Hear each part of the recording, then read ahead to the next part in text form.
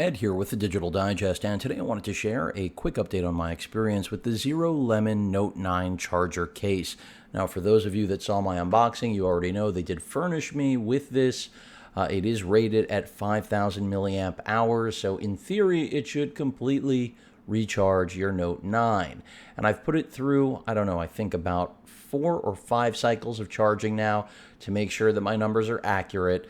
Right now, it is on a full charge because I am getting ready to possibly evacuate in the path of Hurricane Florence, something that I'm not really excited about, but I know a lot of you are excited about this case, and it made sense considering I am possibly rolling out and do need the extra power. Now, to answer whether or not it recharges the Note 9, the answer is no. I would say I was about 5% when I put this on the actual phone itself. It's right now in the S View case, and it got me back up to 80%, and that took several hours. So for those of you that are wondering, does it fully recharge the 4,000 milliamp hour battery inside the Note 9? The answer is it definitely does not.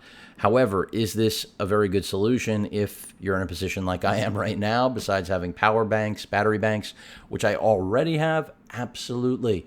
And I think the price is even lower than when I first introduced it to all of you. I believe it's now $30 on Amazon. I'll include a link in the description, of course.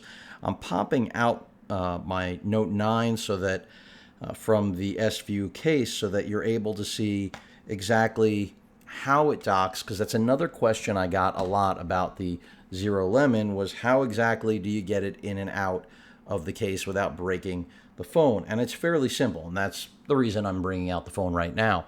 I know exactly what your concerns are. I mean, it does have a Type-C pass-through, so it makes you think, how on earth can you put the phone into the case without breaking that port on your phone itself, right? So essentially, it's just a matter of starting going down, which I'm going to try to do here, and you should get a clean insertion, as weird as that sounds. Right now, completely in, so I just pop it into the case.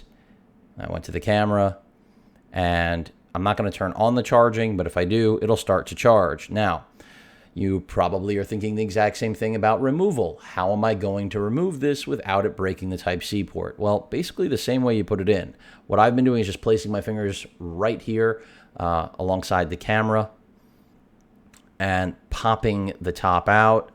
Don't get me wrong, this does it does create a little bit of anxiety because I'm having trouble here only because I'm reaching, but I do want to get this on camera as I'm trying to force it out.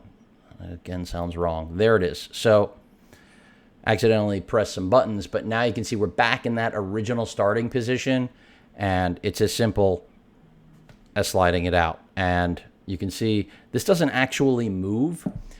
Maybe that's something they should think about in the future. And you can see my Type-C port hasn't moved either, thankfully.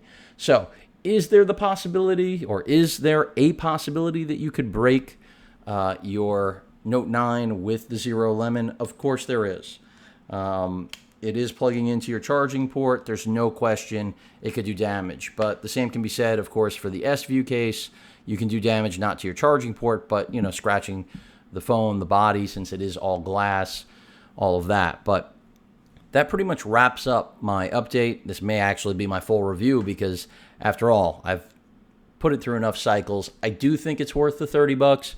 In terms of it being a practical everyday case, I think that really depends on your usage, and also taking into consideration the fact that the Note 9 really does get all-day battery life. This just means that right now, when I flee the hurricane, I have the ability throw the phone in here and know that I can at least get back up to 80% with the ZeroLemon.